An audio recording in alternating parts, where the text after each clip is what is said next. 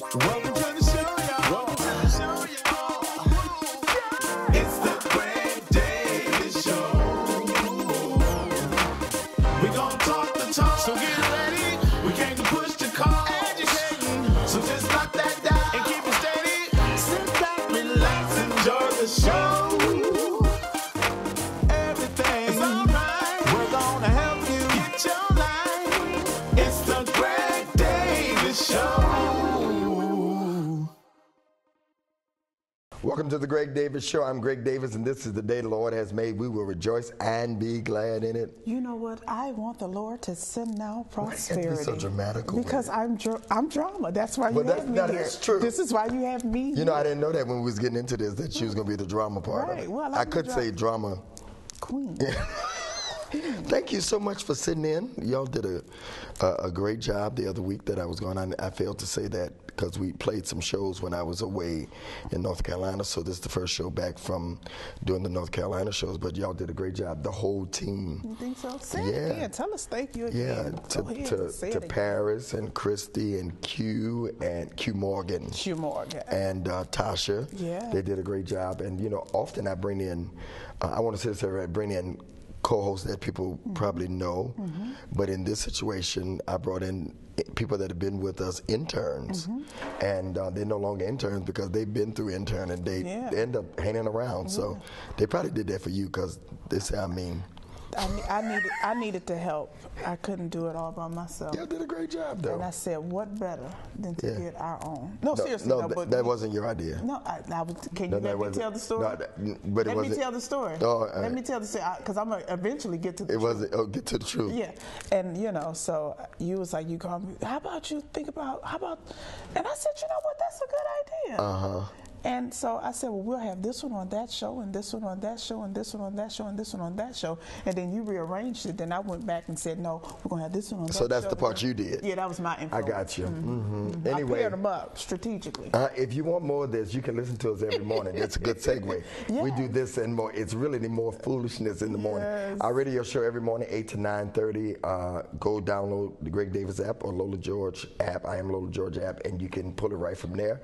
Or you can go to the website, gregdavisshow.com, and you can find out the station that we're on in Phoenix. We're on in Atlantic City, and of course we're on in Cleveland Heights in Cleveland, Ohio, Radio 1000. So every morning, 8 to 9:30. Follow us on Periscope. You can see us record. That's even more hilarious. Yes. You can see us record the Greg Davis radio show every evening. After we go up for television, actually. That you'll see me get in trouble because that's what all the time, like she's doing now. Because now it's time to tell it. We have a wonderful young lady with us who's very well known on social media. Her name is Tera Carissa, and she enjoys being of service to all mankind. She's a champion, empowerment champion, and also she enjoys speaking, media appearances, coaching, and mentoring, helping people become empowered despite of their past. It's a wonderful, wonderful thing. She enjoys serving the community through outreach initiatives and organizations she supports. Everybody, let's welcome the beautiful and the gorgeous Miss Tera Carissa. Well, you guys surely know how to make a guest feel good. Thank you very much. Glad to have you, and you're no amateur to the show. You've been here a few times from the beginning, and it's almost 5 years later. Welcome again. Thank you. And now you're taking on you're embarking upon a new career, a new height for you, and not just a prophetess, not just a preacher, but life coach. Life coach, I love it. I've been life coaching since 2009, and literally it's really the peak of my day to really be able to minister to people one-on-one via phone. A lot of people, they'll come to the altar, but they'll get real with you when they feel in a safe place and space on the phone. And so just to be able to minister to people literally all over the globe. I've coached people in over 25 countries now. It truly is a blessing, and it really allows me to connect with people right where they are. When did you realize that you had the gift to be, because there are people that will go to people and give advice. That's one thing. But to be able to coach, mentor, and develop people is truly a skill set, truly from God. When did you realize you had that gift? You know what? I realized that I'm a very strategic person. And so when people will come to me and say, hey, I'm having this idea, I'm thinking about this, what are you thinking about that? And I would actually say, well, I see this working out for you, and it worked out for them. That let me know, okay, you can do this. And so I just jumped right in, and to God be the glory. I've seen my mentees go on to be on national television, start their own businesses, get their master's degree. And so to be able to look at how God has simply used me as a tool to impact their life, I give him the glory, and I'm truly honored and humbled. When I think of a life coach, you know, it's a fine line between a preacher using a lot of scriptures, because really when you look at Joel Osteen, his method is life coach. You know, what's the fine line? What's the difference? Because you wear both. I wear She's both. smiling on that one. I do, because you know, people, they sign up for my coaching and they think, oh, you're going to prophesy to me the entire time. Exactly. Not so. I'm not a psychic, but I will give you life strategies, and if the Spirit of the Lord speaks, so be it. But for me, the difference is practicality. When you go to church on Sunday, it's straight Bible. But when you come to my coaching session, I might say, you know what, girl, you had a bad breakup. Go get your hair done. Go get your nails done. Go eat ice cream. Go out to a movie theater. Just take on some really practical life skills that can really bless your life. And so to me, that's the difference. It's not all about, you know, what Jesus said, although we can certainly apply what Jesus says to anything, but what are the practical life coping skills and tools that you can apply to your life to see what it is that you want. I had to tell a young lady today, she said, you know, I really think I want to do this, but I'm not sure I want to go through the process. That's not a prayer, that's a decision. You make the decision if you want to go through the process of becoming who it is and what it is that you want to become. Stop right there, because I want you to say that again, because we get too deep. Sometimes we're too deep. Too deep. Say that again, because that's not a prayer. That's not a prayer. That's a decision. Exactly. You ain't got to. Y'all ain't got to write me. You ain't got to bow to God on that. That's a decision. Absolutely. That's a decision. You know, when I wake up in the morning, I don't ask God what I should eat for breakfast. I don't ask God what shoes should I wear, what purse should I carry. I make a decision. And I think if Christians are not careful, we become robots. And God has not designed us to be robots. In fact, he gave us free will. So what is it that you can do with your free will? What do you want to do with your free will? We're more creators than what we really give ourselves credit for being. We're more creative than we give our credit. And it's already in us. It's already in us. It's already there, and all you have to do is pull it out. Because we're created in his image. Right. Yeah. Do you remember your first coaching session, the first time you sat down with someone, and how was that for you? I don't remember my first coaching session, but I remember my first teleconference. Okay. My first teleconference was in 2009, and we advertised it for at least 4 weeks. We had 0 callers. That was my first teleconference. So now when people call into my teleconference lines and it's booked, you can't get through. We're now on line 2, 3, and 4, or the line is at capacity, or we have 5,000 callers on the line. I tell people, you understand it was a process to get here. Right. Because I can remember the days when I would advertise my teleconferences and no one would call on.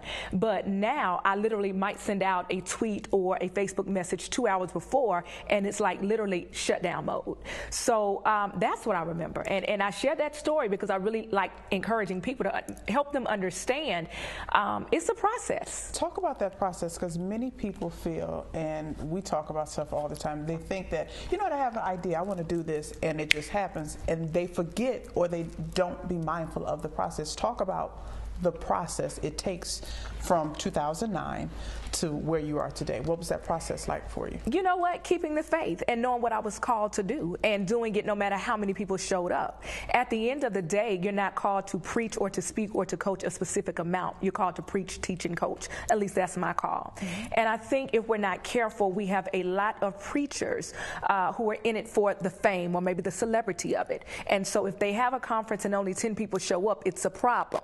Well, what if those are the 10 people that God would have you to minister to? So are you discouraged by the number? Because you can still be impactful and purposeful despite how many people show up. One of the things that Bishop says all the time, whether it's 6 people or 600 people, he gonna bring it the exact same way. Absolutely. And that is so necessary. Yeah, it's not the people's problem that it wasn't promoted right or wasn't marketed right or the people are not there. So it's unfair. I think it's like a preacher getting up on Sunday morning and the people that are at church, you fussing at them because of the people that didn't show up. You know how preachers do. Ain't nobody here today. Well, talk to the people that's here. Why are you fussing at us? We came to church. Absolutely. We here. Why are you fussing at us? Live and in living we color. Here. And then you use the scripture, wherever two or three are gathered. Just what do you do about you know, Kirk Franklin has a new CD about religion, you know, or whatever it's called, you know, my religion. Yes. How do you feel about that? A lot of things we do is religious. It's religion. It's not. It has nothing to do with Bible. Correct. It has nothing to do. It has become our traditions rather than being progressive. How do you tell people about it? Because a lot of people are stuck in their own traditions, in their own personal life. You know what? Traditions are not bad, but at the place that I feel in bondage, I'm quick to tell people that's typical, not biblical, and I stand by that. So for me, you know, one of the things I began identifying very early on in my own personal walk with God is the difference between communing with God, communing with the Holy Spirit, and then having an emotional experience. You've had an emotional experience when you can go to church, but then your life doesn't change. You've had an encounter with God when you go home and your entire life changes. And so I think that, you know, particularly in the African-American community, if we're not careful, we'll go to church, we'll shout, we'll sing, we'll fall out, we'll high-five our neighbor, but then we'll go home to the same problems. That's not an encounter with God. Nowhere in the Bible do you see where people encountered Jesus and their entire lives did not change. So I think, you know, when you start seeing cycles in your life, when you start seeing patterns in your life, and then you say, you know what, but I've been going to this church for 10 years and nothing has changed, that is the place to say, you know what, maybe this is typical and not biblical. Maybe this is traditional. Maybe I need a little more. What life strategies can I begin implementing so that I can begin to see the changes I want to see and begin living the life that I want to live? How does one know that they need a life coach in their life? You know what? If there's any area in your life that you're failing in and you need additional strategies in, you need a coach. You know, when Somebody could say that's a psychiatrist. Well, you know what? And let me tell you something. I stand behind church people going to get. Oh yeah, I don't have a problem with that. And you might, and there are people who come through my coaching program, and I say, you know what, this is well above my head. You need a therapist. And I'm very honest with people because I love them, and I don't do it for the money. But at the end of the day, if there's an area in your life that you keep failing in, I had one lady come through my coaching program a couple of weeks ago, and she said, you know what, no matter how much money I make, I can't save. I said, okay, you need to go talk to a financial advisor. Okay? And so being honest about what areas in your life you're failing in and then going to speak to someone who has an expertise in that area that can help you get better. Yeah, we're talking to Tera Carissa. You know her from social media. She has thousands following. I'm trying to catch up. I'm just trying to get a few more folks. She has thousands following her, and she's here with her. When we come back, what we want to do is give her some scenarios. We're going to give some free life coaching right here, some scenarios whereby, you know, we're going to put in some different modes of different people that need life coaching. And so when we come back on the Greg Davis Show, stay tuned for more. Don't forget to go to the website, gregdavisshow.com. If you want to be on the show, you also can write us at gregdavisshow@gmail.com. Me and Lola will be back right after these messages. Hey, I'm Greg Davis, and over 3 years ago, I started posting tweets and posts on When the Right One Comes. Well, I tried to stop, but they wouldn't let me stop. So everybody's been asking me to write a book, When the Right One Comes. So I've taken all of my collections of When the Right One Comes, and I'm putting them in one book. You can pre-order the book right now by going to gregdavisshow@gmail.com. That's gregdavisshow@gmail.com. Order now, When the Right One Comes. How I Did It. Pick up this life-changing book today by Bishop Greg Davis. Bishop Davis shares his amazing story of dramatic weight loss, Overcoming Diabetes, and his new journey to healthy living without surgery, dieting, or medication. How I Did It. An incredible weight loss story captured in less than 50 pages. It tells the bishop's testimony of his lifestyle change after being diagnosed with type 2 diabetes in April 2010. In less than 8 months, he lost over 80 pounds and was completely healed of diabetes.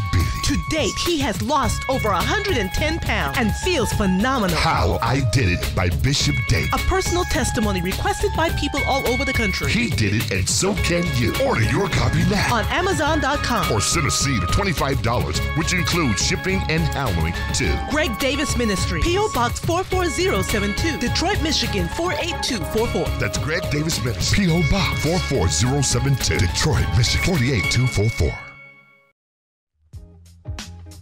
Shout out to Eutropia. She's wonderful. Our whole team. We're back. Don't forget to get my book. What's my book called? When the Right One Comes. That's the one. Is it When the Right One? It is When the Right One Comes. When the Right. I need to read that book. You do. When the Right One Comes. Go to the website Greg Davis Show and get over 697 quotes on When the Right One Comes. You can click on right now and just order up some books right now.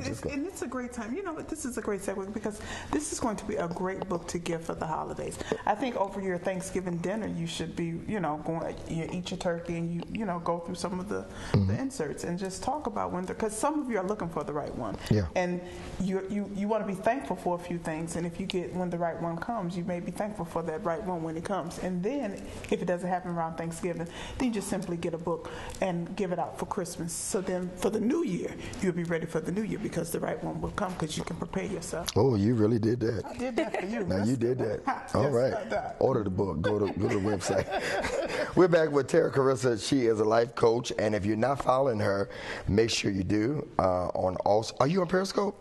I am on Periscope, but I have not done a video yet. What? I know. Everybody's like, oh my God, I can't believe it. You know what? I'm going to do my first Periscope tonight. How about that? Wow. I'm ahead of you. You are ahead of me, but not for long. Wow. I know what you going. You be done past my little almost 7,000 pass. If you're not following us on Periscope, make sure that you follow all of us on Periscope. It's the app to get now. You talk about coaching, and we talk relationship. We do our radio show on there. Your Periscope is going to be what? Tera Carissa. Everything's Tera Carissa. Oh, yes. And, I own my name. All right. All right. Own it. So if someone come to you and they need coaching, and here's the number one question that I think, I don't know what my purpose is in life. That's and I'm not making life for that. Number one question that I get. I know it is. Yes. I wasn't being funny. I know what I'm talking about. Everyone asks me about that. My purpose was. I'm 50 years old and I don't know what I'm supposed to be doing. Okay, see, y'all wrong. But you know what? Somebody watching right now. That's all right. Sorry. Your purpose is a combination of your past, your pain, and your passion. Oh, wait a minute, do it again. Y'all getting this for free. Y'all better be watching. Your purpose is a combination of your past, your pain, and your passion. God does not waste materials, okay? So everything that you've been through is connected to what God wants you to be doing in your future. But what are you naturally passionate about? For me, I've always been a speaker. I've always been a writer. So for me to get on social media and tweet or Facebook, whatever the case may be, that's my purpose because that's my natural talent and gifting. And then you look at things that I've been through. I'm always talking about, ministry and overcoming, different difficulties that you may have trying to stay on the straight and narrow. So, all of that, it works together to become a part of my purpose. But another thing I want to tell people about purpose that I don't think enough people realize is that purpose is seasonal. In one season of his life, David's purpose was to be a shepherd. In another season, his purpose was to be a warrior. But yet in another season, his purpose was to be a king.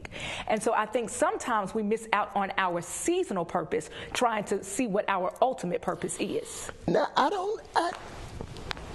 You don't have to agree, Bishop? No, it's not that I don't agree, but I think his overall purpose was a shepherd to lead the people no matter what phase. I think that what our purpose is, the purpose don't change, but I think the assignment does. Well, let me add clarity because, again, remember I said your past. He was still leading as a shepherd, but his assignment in the way that he did it changed. Well, which reflects back to my original point. Okay. Your purpose includes your past. So his past as being a shepherd, leading the sheep is what prepared him to lead the people. Right. So that's how it all comes together. But I think that if we're not careful, we're so focused on the ultimate, we're so focused on the palace that we don't understand that the pit and prison is a part of your purpose too. Definitely. That's the key. Definitely. There's as much purpose in your pit as there is in the palace. Right. Do you do relationship coaching as well? I do, and it's very interesting because not only, a lot of times when we say relationship, we think about romantic relationships, but some of my most rewarding coaching sessions as relates to relationships has been with mothers and daughters. I don't think that people understand how treacherous those relationships can be at times. And so just being able to sit down and get a mom and daughter on the phone who have not spoken in months, and both of them saying, we follow you on social media, help us work through this. this? What are your thoughts? What's your opinion? And really being able to sit there and help them work through some things.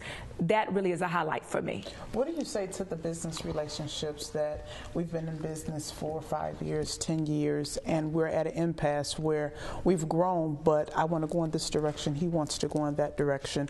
How do you mentor or coach those types of scenarios? You know what? I think that's phenomenal, because just because you start with someone doesn't mean that you will finish with that person. So it's not the fact that you're leaving, but it's how you leave. So just like you came together for a business strategy, let's come up with a strategy on how we can part ways and still remain at peace. And so I really tell people that life is just one big strategy. How am I going to do this the most effective and peaceable way? And so for most people, when they run into situations, it's really not the fact that you made a decision. It's how you have chosen to act with that decision that you've made, and that's the key. I grew up, give me a scenario. All right. And my father left when I was, young. I was a baby. Him and my mother got a divorce. And this is not me for real.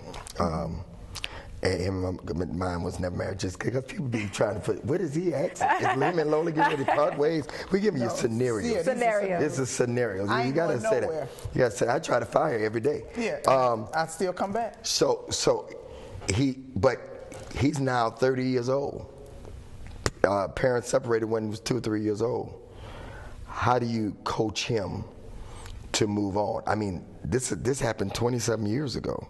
So why are you still holding on to it? You know why we hold on to things? We hold on to things because of what we perceive that we lost. Okay, and so that's good. What I would have to say to him is, what do you think you lost out on by not having a father? You lost out on a lot, and we accept that. We're not going to brush over that, but let's really identify what you think that means. Because for some man, if they did not grow up with a father, they interpret that as meaning, you know what, I'm never going to be the best man that I can be. Well, why do you believe that? Let's go deeper. Let's uncover that. And then let's come up with strategies to prove to you that you can be all of who you can be despite what your beginning was. And so really getting to the core, I never will forget, I coached a woman who had just lost her mother. And that's totally understandable. She was crying and very upset and very sad. But in the middle of her breakdown, I said, I want you to tell me what you think you lost. She said, I will never be able to celebrate Mother's Day again. I said, that's a lie. I said, somewhere you can go to a nursing home and be a daughter to a woman who never had a child. Somewhere you can go be a mother to an adopted child who would love on you, and you literally become their mother. So it's redefining what it is that you lost and looking at it from a different perspective and recapturing it in a way that you can at this age. Everybody knows I am 32 years old, and my one dream, if everybody wants to know what is it that I have never done that I want to do at 32, and I decree and I declare I'm going to do it, I'm not leaving this earth until I'm a flower girl. I have never been a flower girl. Here I've been a bridesmaid, but I missed that, you know what I mean, as a little girl. And I'm joking. Of course, I've given up the dream of being a flower girl. Y'all need a flower girl. Yeah, she's available. You find somebody, I'll let you do my flower. Go to her website. She wants to put petals. But here's the deeper meaning of that is I think you need a life coach for that. You know what, Bishop? But you know what? I have a coach. Every coach needs a coach. Okay. But the deeper root issue was, in all seriousness, is all of my other girlfriends got to be a flower girl. So why did I miss out on that part? No, listen, y'all. No, go ahead. If you're getting married, I'm going to be your flower girl. Before we end today, get some petals. We're going to let her. We just going to let her do it right here. Let me get it out. And so when I realized that, you know what? You didn't miss out on what you thought you missed out on. You can reinvent your life and be happy right where you are. And you're not going to understand that you can still have happiness where you are if you think that happiness is still behind you. Let me give you another scenario. One of the things that we deal with, I've been working this job for, 10 years, and it's not going anywhere. It's not really what I want to do. There's no promotion in sight. How do I make that change? How do you make a career change? I know you've had people probably come to you. How do I make a career change? And I've also had to make a career change myself strategically. Everything is about strategy. By the time people come through my coaching calls, they're ready to quit their job right now today. That's not wisdom. How can we plan this out so that you're still in a great place financially? How can we plan this out so that you have the skills and the training to transition into the next phase of your life successfully? So again, it's not about wanting to transition from where you are, but it's about how you go about doing that. That's the key. Yeah. We're talking to Tera Carissa again, and the reason why I'm doing this is because she knows what she's talking about. I've watched Tera the last few years, even on social media, how she has literally young ladies literally flock to her because she has substance to say. Let me ask you this. Pastor, and we got about 3 minutes. Pastor Weldon Smith said to me, I always use the statement of experience is best teacher, and he corrected me, and he said, respectfully so, Bishop, experience is not the best teacher, but wisdom. There's some things I don't have to go through if I listen to your wisdom. Amen. Do you believe that? Do you believe that some of the things that you probably have been through, that's really what you're ministering, with lack of a better word, to the people that you're coaching from your own? Absolutely, from my own pain, from my own trials, from my own ups and downs. Yeah. Absolutely. And I hope that there are things that I can tell people about that they don't walk through because of the wisdom that I give them. And I wholeheartedly agree with that. If you can just pay attention to other people, then you can learn from their life, and you can say, okay, I don't have to go that way. What could they have done better? What could they have done differently? One of the things that I'm very adamant about, just from watching other people, is I made a decision very early on in ministry that preaching would not be my sole source of income. I would own multiple businesses, and I would do different things. I would write books, and I would participate in different media projects, because I saw, just from watching other people before me, maybe that's not the best route to go. And so definitely keep your eyes open, and not just to judge people, but to learn from people. So are you available to come do groups and individuals? Are you available to travel? Absolutely. Matter of fact, starting in January, I kick off my Life Now coaching tour. I'm very excited about that. I'll be doing group coaching sessions in Detroit, Chicago, New York, San Juan, Miami, LA, New Orleans, Houston, and Atlanta. So I'm very excited about that. And then you're doing reality. You know what? I have been approached to do reality several times. I just got a recent invitation to do it. I'm not sold on doing reality, but I definitely will be in the media next year. So we'll see what comes of that. Okay. Website, where can they find you if they're interested in bringing you in? Or even if those that are watching now, you'll do one-on-one also? I will do one-on-one, absolutely. Now, there is a wait on that because I'm kind of backed up by at least a month. But if you email in, we'll definitely get to you. But my website is Tera, T-E-R-A, Carissa, C-A-R-I-S-S-A.com. TeraCarissa.com. Go to her website and book her, schedule her. Pastors, sometimes you don't need somebody to come preach. You need somebody to come motivate and coach. So those of you that are watching, again, TeraCarissa.com. Thank you for sharing with us, as always. Thank you for having me. Make sure you go to our website. Those that come on the show, they come in on their own, and so we want you to support them by bringing them in. The way that you sow into her is that by bringing her in, let her coach your team, even businesses. Absolutely. Yeah, she's a business coach too. If your leaders at your church, they need to be motivated in strategies and how to. The children of darkness are wiser than the children of light, because we don't have any strategies. Been a great show. Absolutely. Tomorrow morning, y'all, 8 a.m. until 9:30 a.m. The Greg Davis Radio Show, me and Lola. We out. We'll see you next time.